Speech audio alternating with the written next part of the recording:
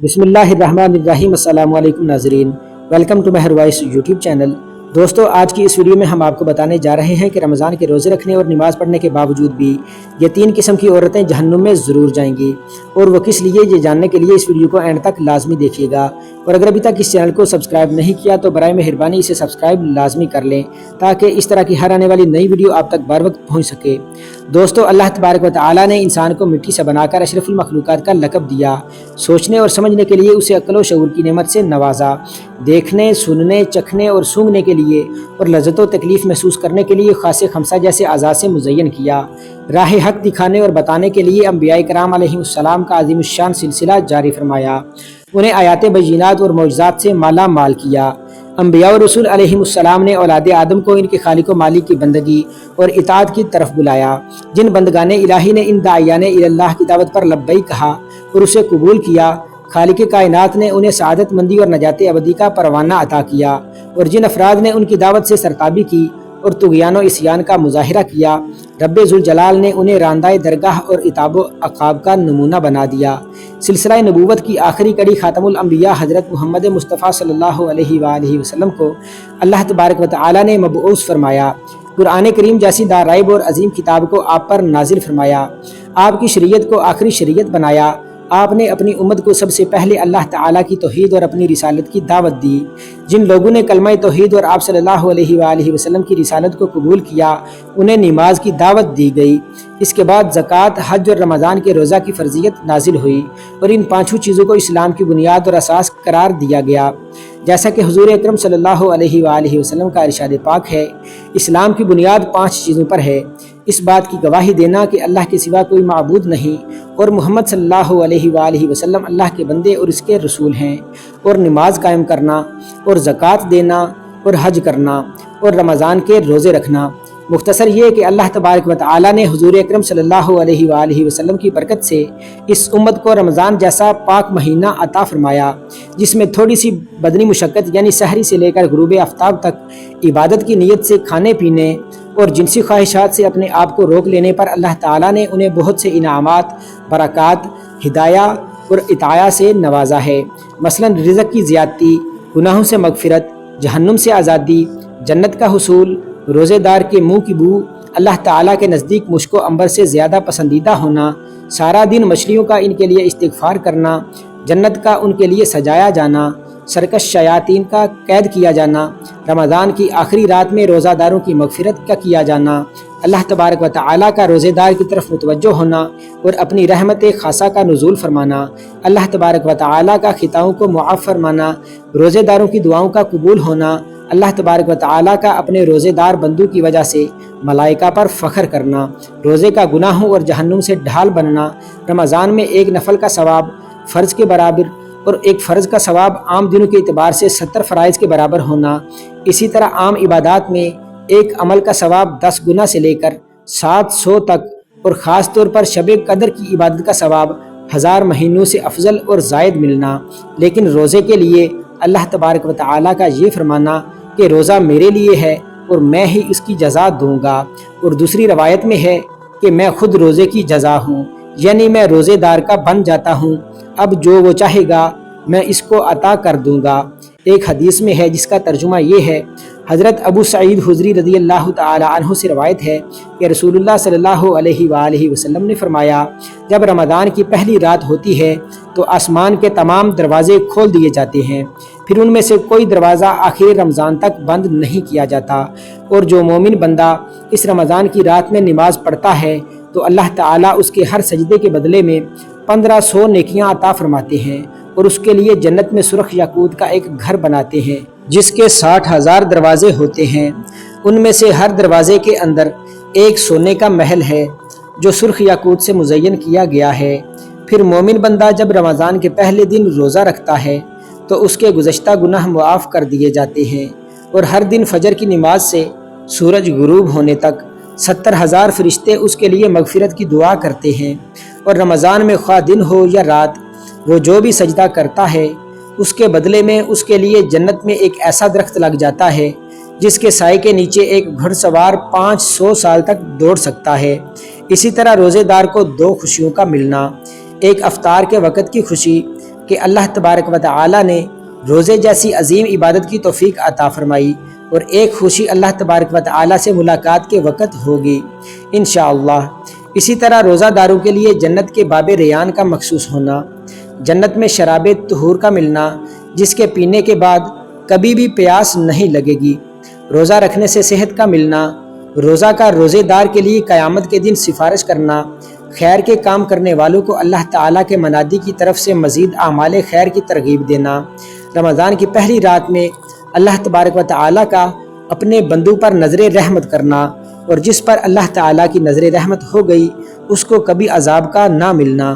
ہر دن 10 لاکھ لوگوں کا جہنم سے آزاد ہونا اور ایک روایت میں 60,000 کا آزاد ہونا، اور رمضان کی آخری رات میں پورے مہینے کے برابر آزاد شدہ لوگوں کی تعداد کے برابر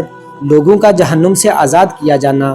رب العالمین کا فرشتوں سے ان کے اجر کے بارے میں دریافت کرنا اور فرشتوں کو ان روزہ داروں کی بخشش پر گواہ بنانا، آسمان کے دروازوں کا کھلنا، رمضان کی ہر رات میں اللہ تعالیٰ کے منادی کا اللہ تعالیٰ کی جانب سے یہ ندا دینا کہ ہے کوئی سوال کرنے والا کہ میں اس کا سوال پورا کروں،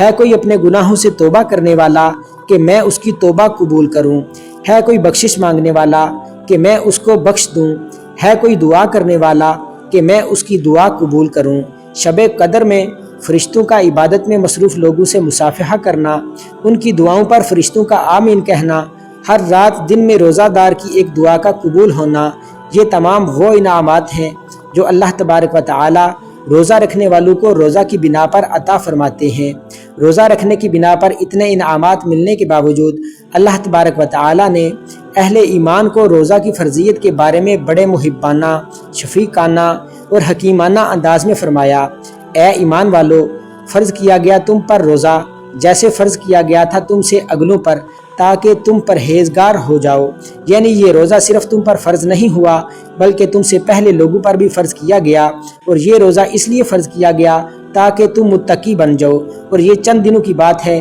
لیکن اس میں بھی مریض اور مسافر کو اجازت ہے کہ وہ بعد میں اس کی قضا کر سکتے ہیں، اور جو لوگ روزے کی طاقت نہیں رکھتے بڑھاپے وغیرہ کی بنا پر وہ فدیہ دے دیا کریں۔ یہ کتنا شفقت، محبت اور پیار بھرا انداز اور خطاب ہے جو اللہ تبارک و تعالیٰ اپنے بندوں کے لیے اختیار فرما رہے ہیں۔ روزے کے روحانی و جسمانی فوائد اور اس کی حکمتیں بیان کرتے ہوئے حضرت مولانا سید زوار حسین شاہ صاحب فرماتے ہیں کہ روزہ رکھنے میں بہت سی حکمتیں اور فوائد ہیں جن سے روزے کی اہمیت پر روشنی پڑتی ہے۔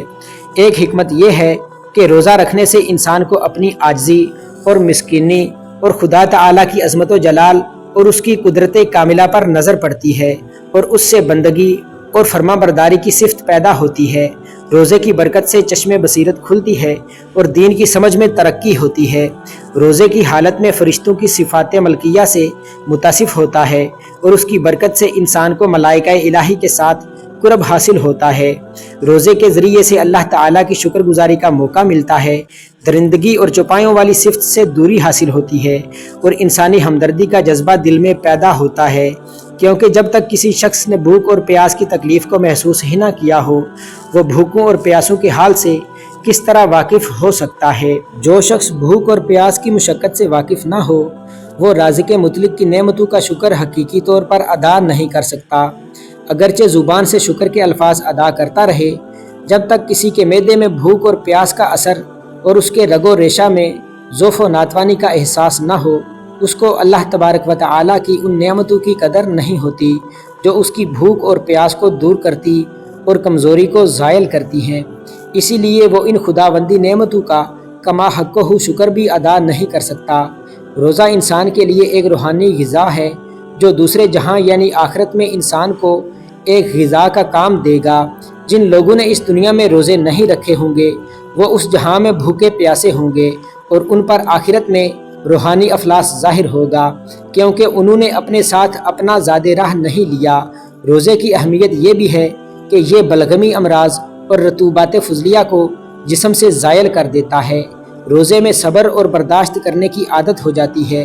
ریگستان یا بیابانی سفر میں اگر اتفاق سے غذا یا پانی میسر نہ آئے تو روزے کا عادی شخص اس فاقے کو برداشت کر سکتا ہے،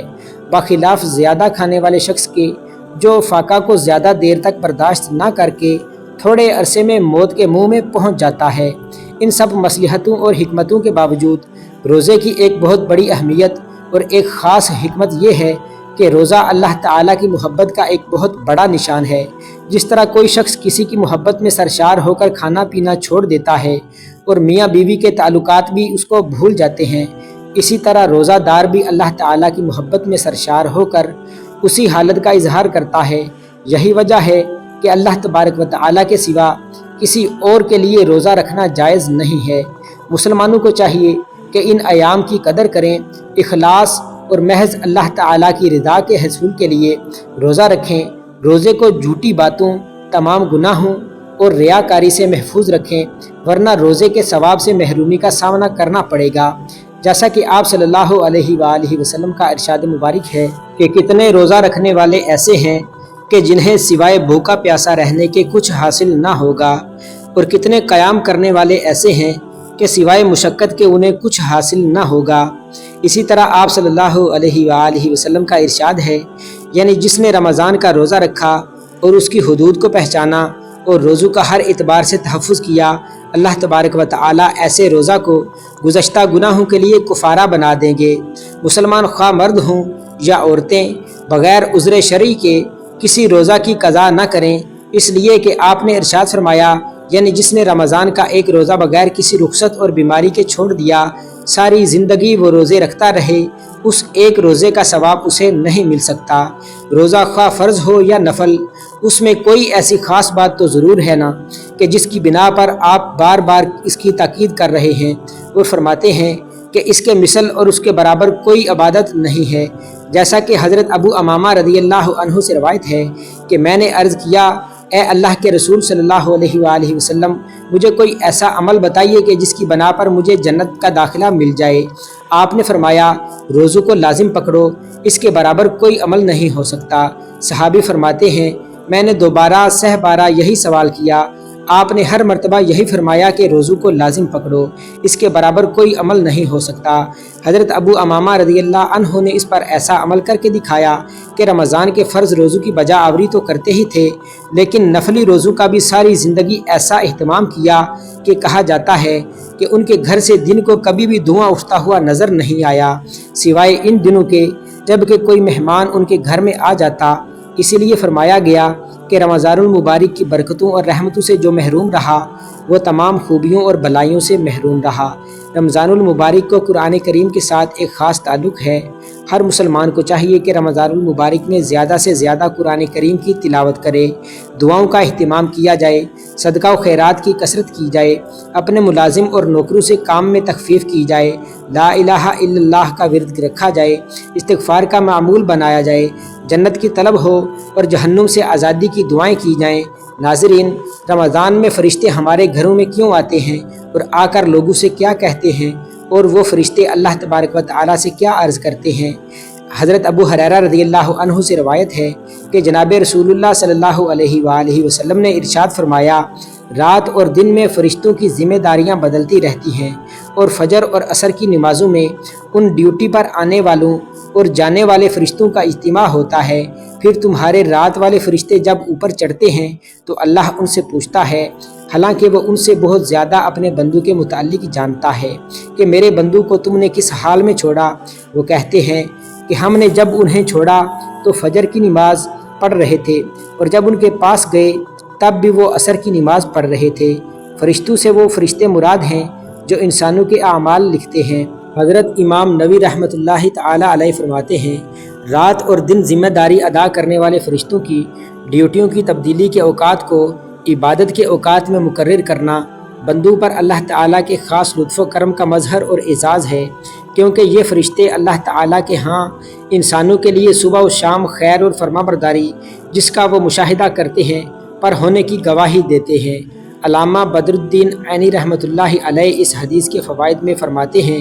اس حدیث سے معلوم ہوتا ہے کہ نماز اعلیٰ عبادت ہے، اور فجر اور عصر کی نماز اور ان کے اوقات کی شان و عظمت دیگر نمازوں اور ان کے اوقات کی بنسبت زیادہ ہے، اور چونکہ عصر کی نماز کا وقت دنیاوی مشغولیت کا وقت ہے، اس لیے اس حدیث میں اس کی پابندی کی خیال رکھنے کی ترغیب دی گئی ہے۔ اگر عورت رمضان المبارک سے حقیقی فائدہ اٹھائے، وہ نماز اور تلاوت قرآن اور ذکر الہی کی جانب متوجہ ہو اور غیر اہم امور سے کنارہ کشی اختیار کر لے تو پورا گھر رمضان سے فیض اٹھائے گا، اور یہی حقیقی روزہ ہے۔ خاص طور پر آج کے زمانے میں جب عورت کو رمضان میں طرح طرح کے کھانے بنانے، مشروبات تیار کرنے اور نیند پوری کرنے میں مشغول کر دیا گیا ہے، اور کم ہی ایسا ہے کہ اس کی زندگی کے شب و روز موبائل، ٹیلی ویژن اور انٹرنیٹ کی مشغولیات سے پاک ہوں۔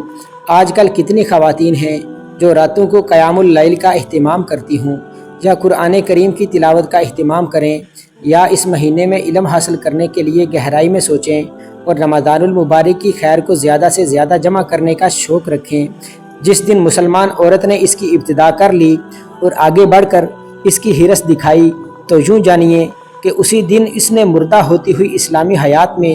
زندگی کی روح پھونک دی۔ اور ہر مسلمان عورت جو اپنے مقام پر ایسی خیر کو شروع کرتی ہے، وہ ایسے ہی ہے جیسے اس نے کسی سنت حسنہ کو جاری کر دیا ہے۔ اس پر اسے اپنا اجر بھی ملے گا اور ان سب کا اجر بھی جو اس پر عمل کریں گے۔ ناظرین، لیکن 3 عورتیں ایسی ہیں جو روزہ رکھ کر بھی اس کے ثواب سے محروم رہ جائیں گی۔ نمبر 1، بد اخلاق عورت۔ جو عورت اپنی زبان سے